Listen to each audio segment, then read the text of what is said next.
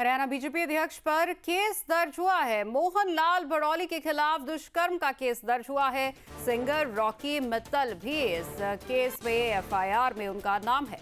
एक महिला की शिकायत पर यह मामला दर्ज किया गया है। 13 दिसंबर 2024 का मामला बताया जा रहा है।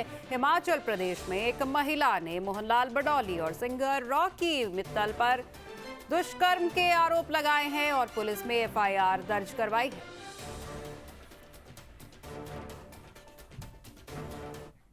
सिंगर रॉकी मित्तल पर दुष्कर्म का आरोप है। आरोपों पर सिंगर रॉकी मित्तल का बयान आया है। बीजेपी के आपस की लड़ाई बताई गई है। रॉकी मित्तल ने कहा कि ये बीजेपी की आपस की लड़ाई है और मामले की जांच सीबीआई से होनी चाहिए और सबका नार्को टेस्ट किया जाना चाहिए। रॉकी मित्तल का नाम भी इस एफआईआर में शामिल है जिस पर उनका ये बयान सामने आया।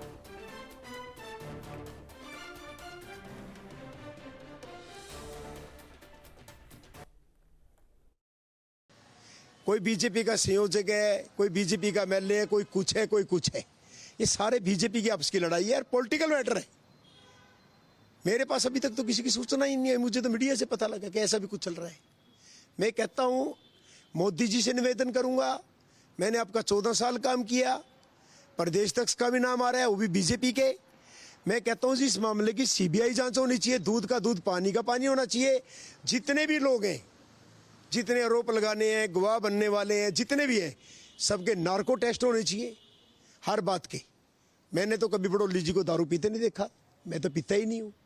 और मैं ऐसा कोई मामला नहीं, मैं कहता हूँ उनकी सीबीआई जांच होनी चाहिए, सबके नार्को टेस्ट होने चाहिए ताकि दूध का दूध, पानी का पानी हो सके। लेकिन राजनीति बहुत लोग करते हैं। जो हरियाणा के बीजेपी के नेता राजनीति कर रहे हैं, इससे गंदी राजनीति कभी नहीं हो सकती। तो इसी खबर पर ज्यादा जानकारी के साथ तिलक भारद्वाज हमारे पत्रकार सीधे तौर पर हमारे साथ जुड़ गए हैं। तिलक, मुसीबतें बढ़ती हुई यहाँ मोहनलाल बड़ौली की नजर आ रही हैं, लेकिन रॉकी मित्तल का बयान कुछ और बात कह रहा है। रॉकी मित्तल का कहना है कि ये आपसी साजिश है, बीजेपी की ही आपसी साजिश है। हाँ, बिल्कुल सिमरन, जिस प्रकार रॉकी मित्तल ने बयान दिया है उसमें साफ कहा है कि ये कहीं ना कहीं भाजपा की आपसी लड़ाई है। तो अगर इस पूरे मामले में देखा जाए, जिस प्रकार कल मामला दर्ज होता है, एफआईआर बाहर आती है, तो उसके बाद कहीं ना कहीं कोई भाजपा के भी जो नेता थे, चाहे वो हरियाणा में मंत्री पद पे बैठे हों, उन्होंने भी मोहनलाल बड़ौली के खिलाफ जो है वो बयानबाजी की है। हालांकि विपक्ष के हाथ एक बड़ा मुद्दा लगा है। विपक्ष के तमाम बड़े बड़े नेता हों, वो मोहनलाल बड़ौली पर अब उंगली उठा रहे हैं। ऐसे में अगर हरियाणा कांग्रेस प्रदेश अध्यक्ष की बात करें तो उन्होंने सीधे सीधे कह दिया है कि इस पूरे मामले में हरियाणा बीजेपी को काम करना चाहिए था और तुरंत प्रभाव से मोहनलाल बड़ौली को बर्खास्त कर देना चाहिए था। तो वहीं जो सढौरा से विधायक रेणु बाला है, कांग्रेस से हैं भले ही, लेकिन उन्होंने ये कहा है कि बीजेपी बेटी बचाओ बेटी पढ़ाओ का एक नारा देती थी।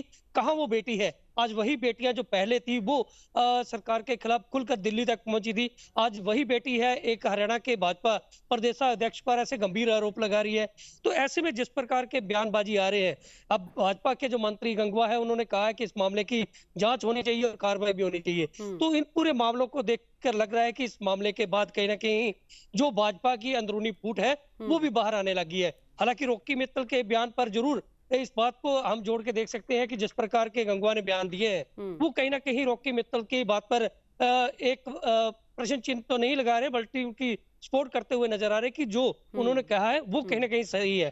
तो ऐसे में विपक्ष के हाथ एक बड़ा मुद्दा है और जाहिर सी बात है कि अभी जिस प्रकार कल से ये मामला सुर्खियों में आया है तो ये आगे तूल पकड़ सकता है। बिल्कुल तिलक, लेकिन मोहनलाल बड़ौली की चुप्पी का क्या मतलब समझा जाए? मोहनलाल बड़ौली की तरफ से किसी भी तरीके की सफाई सामने नहीं आई। बड़ौली ही नहीं चुप, बल्कि कई भाजपा के